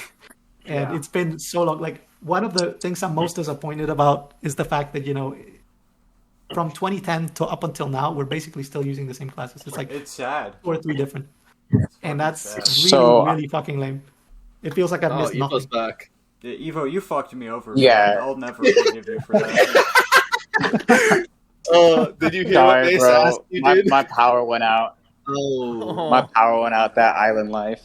Dude, So I I live missed that life too. the start of this conversation, but just from what I heard, one thing I've noticed that I applaud you guys for is trying to get people even open to the idea of using different classes, because there's certain Mace, I've seen you say this. If ninja's allowed, there's other classes that should be allowed that Clearly. aren't. Like, Shut up, Paladin Slayer. and people are just so against anything new in this game. Like, they won't even give it a chance. It's honestly kind of crazy. So I think that's one of the best things you guys are doing is just trying to expand the class pool and get people used to trying new shit. Yeah, for sure, man. Yeah, I feel like it's a You wanna ask your no-brainer. question again, yeah, Mace? Yeah. Let me ask my question. I'm a little afraid to because I don't want the same thing to happen. But Dude, if it happens again, I'm gonna lose my fucking mind. all right. So I'll just ask this the same way I asked it before. So EVONEX, I'm addressing you as the godfather of the PvP community here, man. I want to know, have my efforts with the community, everything I've done, the content I've created, have I made you proud, dude? No. You really have, bro. I genuinely I'm bullshitting you when I asked that comment on one of your last podcasts. I think you've contributed more. You and Koval have contributed more to the community than anyone else. Like, the fact that you just keep trying to make this fucking community that like wants to die and keep trying to make it live is pretty awesome, man. So yeah, you done good. Yeah, I just wanted to ask you because every time I come back, I always think about, because I always try to put things into this perspective of, like just how do I keep the game active? Like, what's going to incentivize people to play? And I always eventually make callbacks to like how I felt when I first saw your videos and the way it made me feel about like wanting to PvP more. So I'm like always making callbacks to like how I felt when I first started and what made me get involved in. It always has something to do with you. So I wanted to know because in a even though I'm not a list maker, in a way I feel that I like so long as I'm here keeping the community alive and making things active and trying to grow things, I'm carrying on your legacy in some form. So that's just the way. Yeah, absolutely. Yeah. Absolutely. Hell yeah. Alright, I don't really have any more specific questions, I don't think. Kyle, Chris, do you guys have any last questions? Nothing in particular. Nope. We have been here a while, though, so. Yeah, so do you guys, Ross and Evo, if there's any last things you guys want to talk about, anything you wanted to come on here and say, any last discussions you wanted to have, now's the time to let it be known. I mean, since I we're would like here, to you might as apologize. well- No, please go first. I would like to apologize to Kyle and to Ydarb for never listing them. My God. You know, it was going well, and then you bring it. Fuck you, Evo. Go back to inactivity, please. I mean, that's a fair comparison, I think. I mean, Yeah, I think so. Oh, there's a shut your pretty bitch ass up. comparable skill level there. So guys are gonna apology die not horrible deaths. accepted. But no, for real, you definitely should have been listed for sure, Kyle. Where though? Shut up. Like 80s. Yeah. Oh, you fucking. That makes sense. I agree. What era? What era? This guy, dude. This guy. You're to be careful what you say, because you're about to reshape his entire life, dude. Please say something mean. Oh man, I feel like can't I have give the race- devil and the angel on my shoulder right now. You cannot give Mace the fucking Gawk 9000 and not like give me a little bit. Come on. No, What? don't do all that for him, bro. No, I mean Kyle's a good fucking PvP. I know like the joke, but I think a lot of people actually respect him. But the joke's just too funny to give up. But Kyle, Yeah, you're a good ass fucking PvP. Yeah, he's a good PvPer. It's the memes are powerful too, though. So it's a tough balance. Absolutely. Yeah. All right, Rosaline, did you have any? By that. All right, you're Yeah, done. I mean, You're done, Kyle. You're done, Kyle. Ross, Yeah, shut up. Ross, You've had your segment. do you have any last things? Since we're here and Sorry. we have to make I don't think we'll ever get people from every era like we have it right now. So let's just really quickly go through every year and then just list the best player of that year. And I'm going to let Evo have the last word.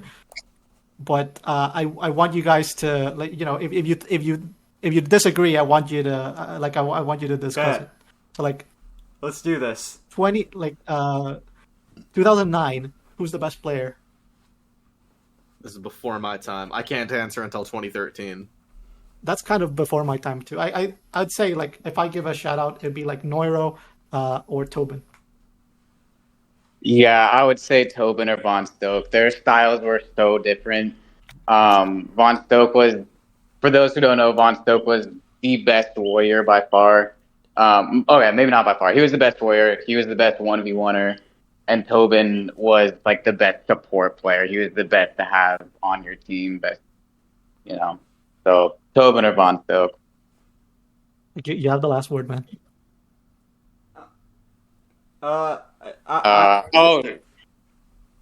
I just want to say this was also before my time. So Yeah. So let's just go Tobin. I can go quickly. So 2010, Okay. who's the best player? Rosaline. 2011, who's the best player? Dabasaw. Ooh, My guy. I'm gonna say TBR. No way. Absolutely not. 2011. Okay, so who? So I was playing in 2011 on and off, I think.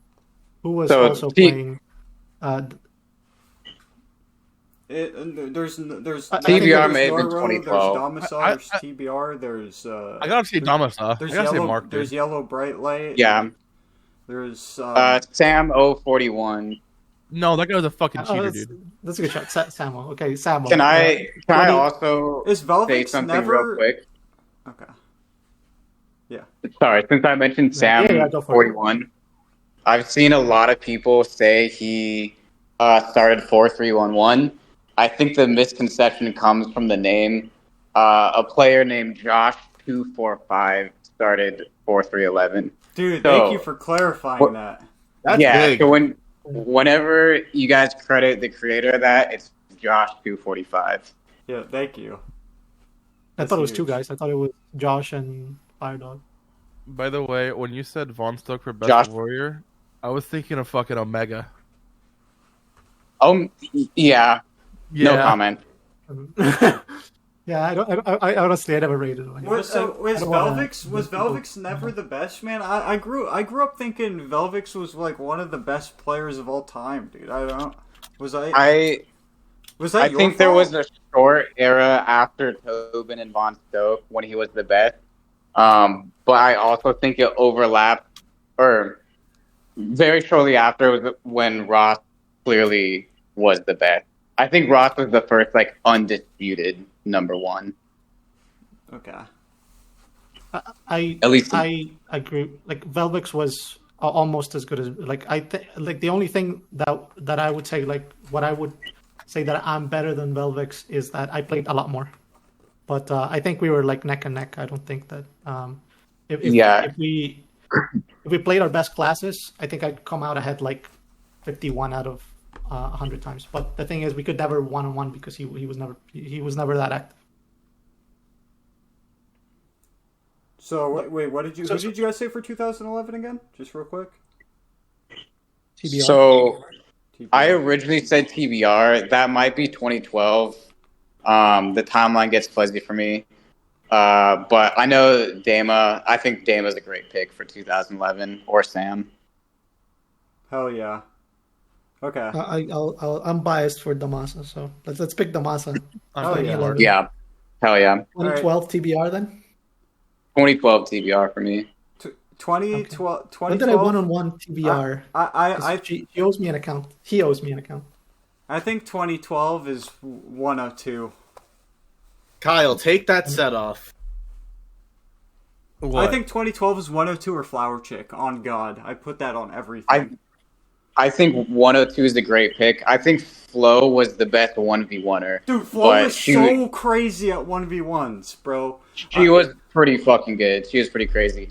But 2v2s and 3v3s, she was not the best. She wasn't bad, but she wasn't like top 5. Did she switch accounts? Like, did someone else? Because I'll be honest, I'd never imagine, and even TBR, I could never imagine them being good because of how they were. In my opinion, TBR's like an overrated one, but I'm not. Dude, my judgment of people from when I was like 13 is not great. I'm not gonna lie. I think Flower Chick was good. I don't think she's like, I wouldn't call her ever the best of a year, but like she definitely wasn't a bad player. Can I throw a name out there that you guys will probably disagree with? Don't say Saltwater. No. Okay. This is more, I think, late 2011. But I think there was a short window where Thief Slayer was the best player. Yeah. Kind of after the first like round of great players all started going inactive around the same time, and before TBR and 102 got like really fucking good. Before Civil Death got good, a few other players.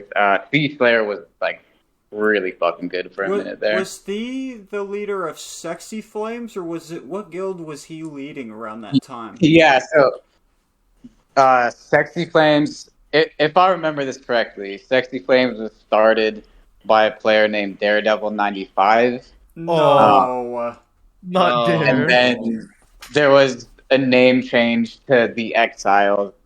And when they were the Exiles, they were co-led by Thief Slayer and a player named Naka. Pretty much, yeah. Naka was hella good. I think I forgot. Thie's always, as a guild leader, he's got to be like all time the greatest. Between GT and Diversion was like the Exiles era, and it was short lived. But I think their war record was like 34-2. And it was like legit. It wasn't like tech wins like GT. But to put into perspective, his teammates were like Firedog 430, DK15, Religious Sam, who was a really good healer. That's Daredevil 95. Such a hype squad, except for Dare. So what I'm saying is like they're good, but I don't think any of those players were like elite at any point. You could maybe argue Sam's healer, but I think Thief Slayer was such a crazy carry for that war team. Yeah. Dude, there used to be so many 2012 fucking... Thief Slayer? Yeah, 2012 Thief Slayer. There were so many good guilds back around that time. Like, Resistibles went, like, undefeated for a while. There were So many good guilds. All right, 2013. I mean, end of 2012, going into 2013. Can I add this in here? I think if I had to add anyone for 2013, gotta do Snakeinator. Dude, what the fuck's wrong with you? That's fucking Ziox. Oh. Is that? There's no way. Yep. Snakeinator's like a 50s PvPer, bro. That's his original name. No, it's not. Evo, tell me he's wrong, bro. Please. Even I if don't he's even right, know. just tell him he's wrong. Kyle, you're wrong. Yeah. Thank you. All right. 2013. Okay, so Stand on 2013. business. Pull up AQWnetwork Shut Ziox up. versus Okay. High History. What's it called? 2013. Who do we got? I got ZOX for 2013. Yeah, I disagree. Yeah, There's- you're the one who kept Yeah, listing what's it at called? number one, bro. I don't understand. how Ziox Yeah. is one of the two people that if I hear their name, I'm just getting lit up big ass. So There's I one had other, him number and I one. think he's gonna be named. I had Zio number one for a good minute, but I think probably more than anyone else before like 2019, he didn't really have much competition at the top. And I think once he got surpassed by newer players, like they surpassed never him got by a back good up amount. there. Yeah, and it wasn't like he was never bad. He was a great player, but people definitely got better than him in that year. So, was TBR playing at this time? I thought TBR was good at this time. TBR did come back for a little bit in 2013. Definitely not a number one contender. Were DKD or UIT, were they more DKD 's 2014? No, So- they were 2013. UIT I was thinking- was very 2013. Yeah. I think 102 or DKD for 2013. 102 wasn't that. They also active played when in I was playing. 2014, right? Yeah, they did play some more in 2014, but like 2013 was like the DV year. Okay, so 2013 DKD and 2014 UIT. You could probably do that. I think UIT Yeah. quit mid 2014, but you could do that, and I'd be okay with that. All right, so in 2015 it's Otis, I guess. Wait, what was 20? What were we doing for 2014? UIT. UIT. Oh shit! I choose Yeah, X-Alien. Yeah, you're a pussy, dude. I'm What gonna about You're just a dick rider, dude. No, I'm SS2. Any the love opposite for of a Dick DG Rider for fan anyone in the Guardian? sanctum. What's that again? anyone got Disturbed Guardian for their number one? Not for In the any number. year? He's a consistent top tenor, but I don't think he ever hit number one. I would put him top 10 or top 5 of all time, probably. Subjugator recently said he was the best of all time. Or maybe not top 5, maybe When top was 10. Subjugator Maybe good? top 10. Doug got some wild takes though, Yeah, and to be fair, I don't think that's a crazy take. I don't think it's unreasonable. No, it's fine. That's a fine take. Yeah, So- I think he's Yeah. very consistently top 10. If someone has dissed in their top 5 of all time, I'm not upset about that. Okay, so UIT Yeah. 2014. That's what you guys said. All right. Yeah, I'm cool with that. And then 2015 Otis. Is that what we're saying? There's no way. That's when I No. thought Otis was. I don't So- think Otis was Dominant. like that in 2015. I thought it was 2016. Yeah, I thought 2016 was his takeover. No, era. I don't know. I don't know. I wasn't playing then, so. It's 2015. 2015. He got fucking. 2016 is around the time he left for a good while. I just wrote he was still losing How good Guild was Wars in Payne in 2015. 2015? How good was what?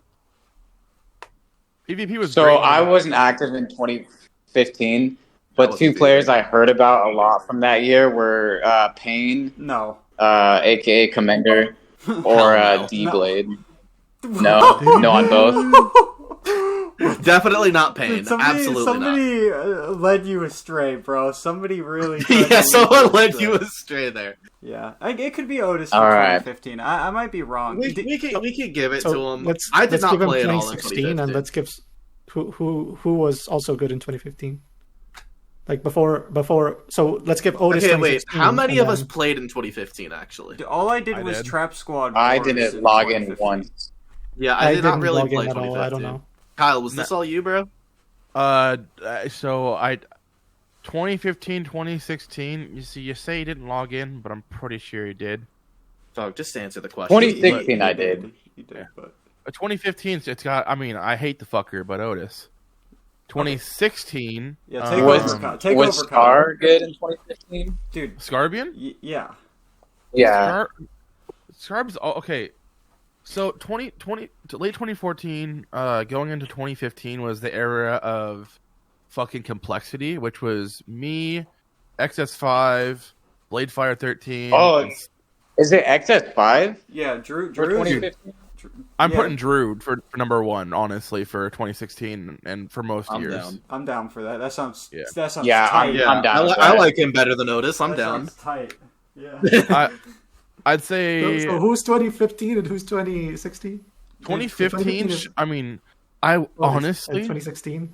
I don't trust like Kyle. Otis because he's a cheating bitch. So if True. I'm gonna say no cheats, we're going Drew. Drew's the homie. All right, XS5 for 2015. That and dude, the fucking complexity war team, dude. My God, we crushed so many fucking guilds.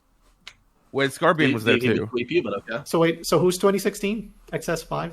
Oh, I easily. don't know the player. So he's taking both years. I'm giving them both. I think Otis has got to be 2016. Yeah, Otis has. I think, Yeah. Well, Otis wasn't around. Let's around not as much. name the same guy twice because Well, otherwise the same Otis- player will probably be the same guy. Well, no, Otis wasn't Oh. around as much in 2016. That's the year. That's the years of my my Facebook groups. So that was me and Aldair's Facebook groups. Otis wasn't really around much. How come but you guys his- were trying to ban him from PvP if he wasn't around? But his influence was around. He wasn't around, but his influence was, which is what led through out the year since. If I'm gonna go anyone past, I'm gonna go fucking Drew twice. But anything No. past that, I'm going Zekru. Okay, so how about I don't know XS5. So let's just not give it to the same guy Yeah. for multiple Yeah. years. Just like So so. How about- Otis gets 2015, XS5 gets 2016. Call it there. I'm What's fine Yeah. with that. Yeah. We've been talking Okay. about this for Yeah, 10 yeah. minutes. Sure. How about Secru? Isn't Secru like? How about Secru over XS5? Is that fair? Oh no, not that year. Not that year. Z-Crew for 2017, I think. Yeah. Zekru was The Dark I Ages. reckon wasn't that good for years, and then one day he started talking to Otis, and with the span of a week or so, he got actually decent. I So know nothing 2017 else. secret. I have no more input. Kyle has to take over. It's Kyle now. Yeah. Yeah, So, which okay. is going to lead Everyone- us to Well, so pretty much there's a lot of PvPers that were honestly pretty dog shit.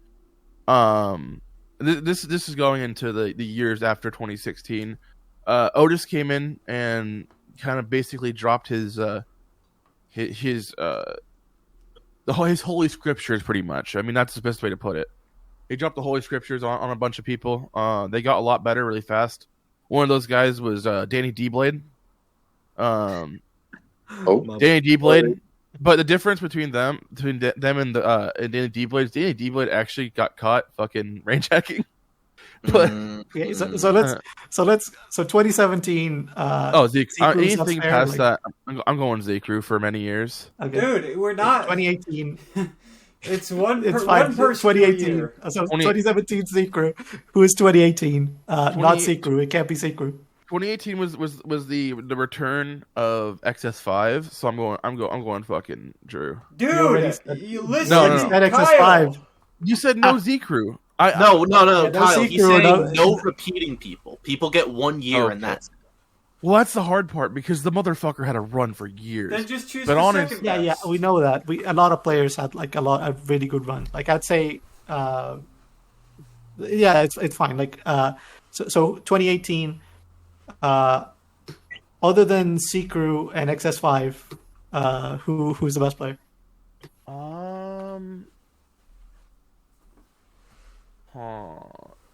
I gotta go. I mean,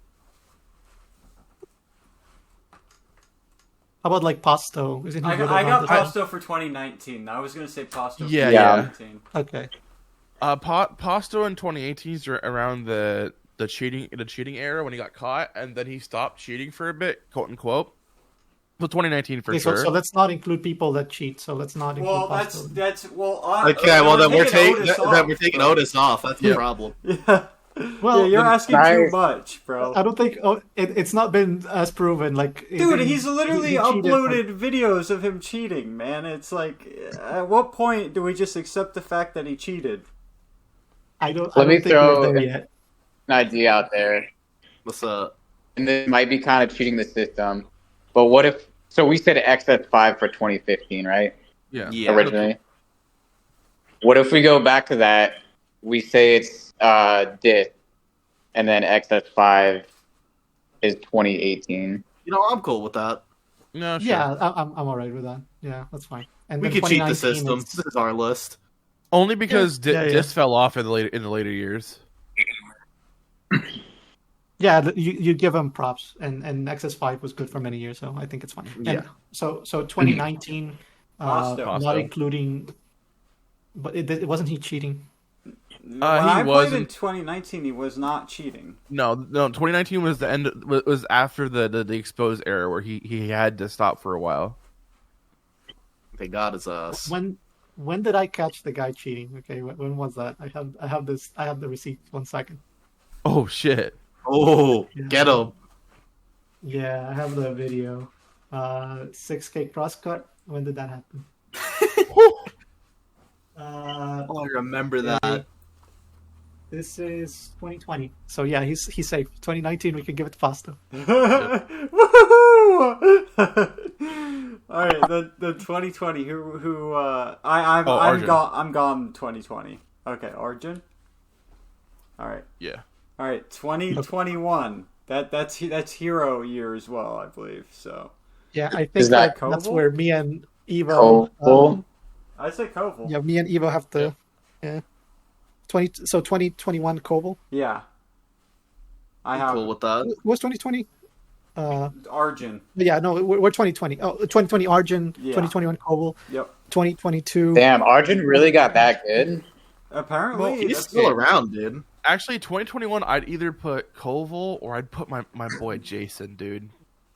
Jason was doing some fucking numbers in Yeah, 2021. that'd be fine. I mean, either of those work. Yeah. Who's I Jason? respect Koval, but I gotta take Jason. You guys got to pick one. I I'm got taking Koval. Jason. I'm taking Jason. I like him more. Boom. Yep. What? We're not putting Koval. Was- in then? I got. Wait, I think. I was Jason's? Wait, Kyle. He- Kyle, was Koval Jason was still since, good like, in 2022? 2015. Jason was consistently good for 20. Like, I think pretty sure in 2022. Can we give Jason 2022 and then just give Koval 2021? Yeah.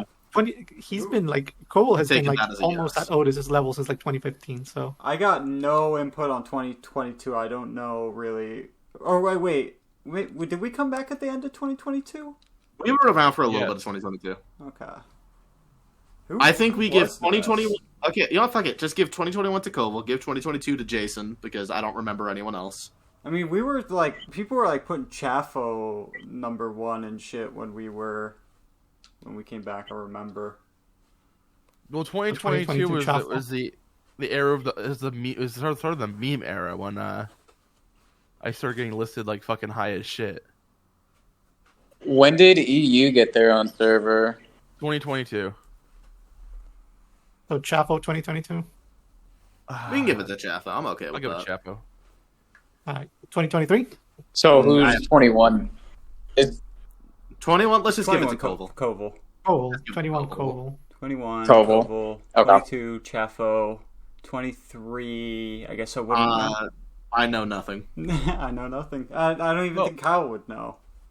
So if we're going 2023, that's the hard one because that was the end of when that was the start of the fuck all. I mean, the fuck all these guys era was like 2021ish when we just said fuck all these guys and quit for years. Mm-hmm. How about Jason for 2022 and then Chaffo for 2023? I'm fine with I'm that. okay with Just the plug. I'm okay with that. always Yeah, the yeah, plug. yeah. yeah. And lastly, 2024. Right now, it's Percy. Percy. Yep. Yep. Percy for He sure. won the tournament. Percy for I sure. I gotta ask. I don't Percy. know, but I like is he cheating? Like I've heard. No. I don't think he is. Oh, man. he's macroing for sure. You- He's using bullshit, but it's not like I don't think he's using. I believe he's not UIT using- What alleges is that using cheats. bullshit? He's not hacking. UIT He's not thinks hacking, he's using he's using potions. Oh, I can see that. No. Percy is known for years for using damage boosting shit, so I could see him using something like potions or damage boosting.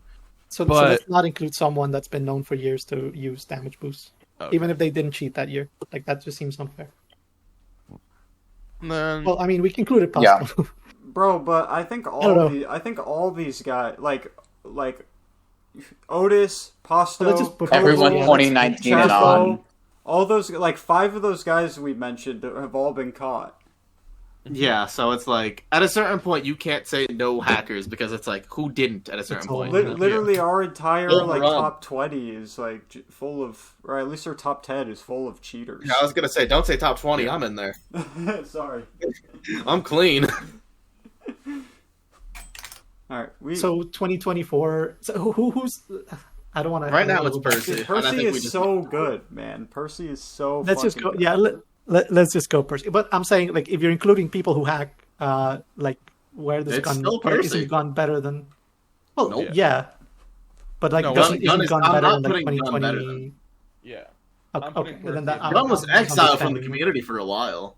yeah. Okay, so Percy then. Yeah. So there you go. just That's the entire list. There we go. We did it. Ron, do you want to recap that Yeah, list? Yeah, did you write it down? yeah. Let's recap. Okay. So, we'll let Evo recap it. If he forgets, we can. All right, did Evo, anyone- Evo, Alright. take it away.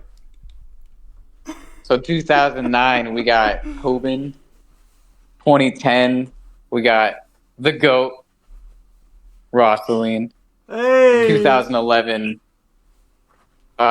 we said Damasa 47. Yo. Damasa. Yeah, Damasoft, whatever. We got Marky Mark for 2011. Oh, We got boy. Mark. 2012, we got TBR. Mm-hmm. 2013, DKD.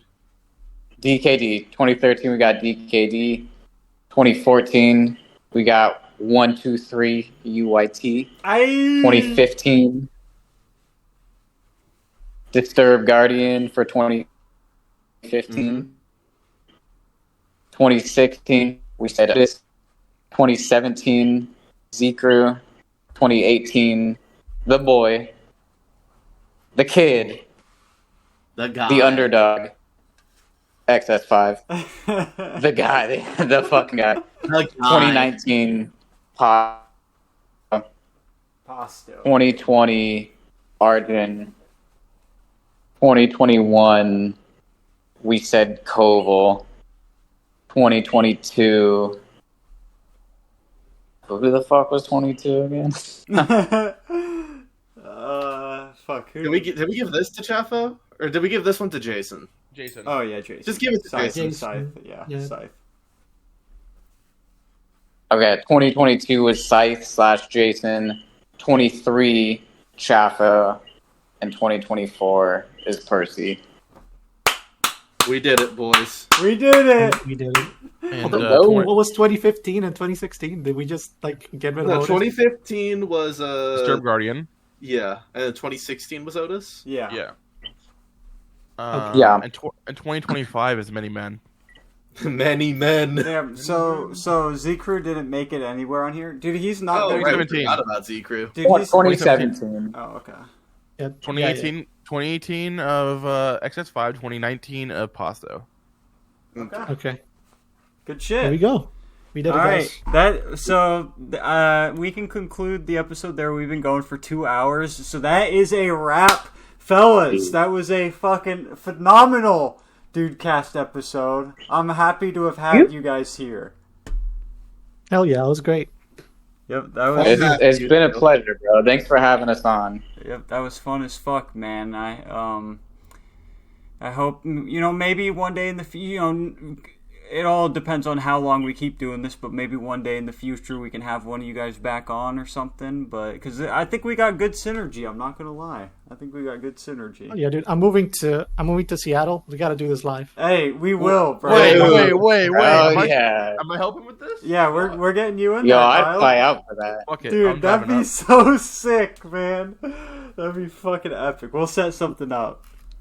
Dude, I know a Live, great dude. place for it too. I'm fucking Seattle. I fucking know that area. Live dudecast. Chris will be remote, dude, but we'll have like a little screen for him. You'll have like a little voodoo doll of me. Yeah, we'll have something for you, dude. All right, I'm gonna end the recording there. Thank you guys for joining us. It's been fun. So Been a pleasure, gentlemen. now we Sure. put the fries in the bag.